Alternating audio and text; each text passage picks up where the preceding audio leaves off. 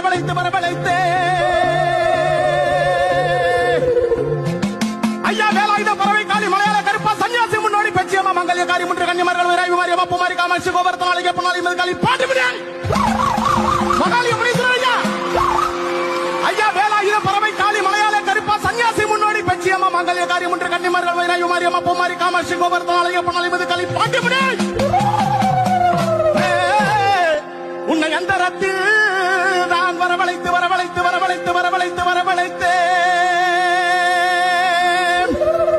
அத வந்துட்டாரு வந்துட்டாரு கருப்பசாமி வந்துட்டாரு யா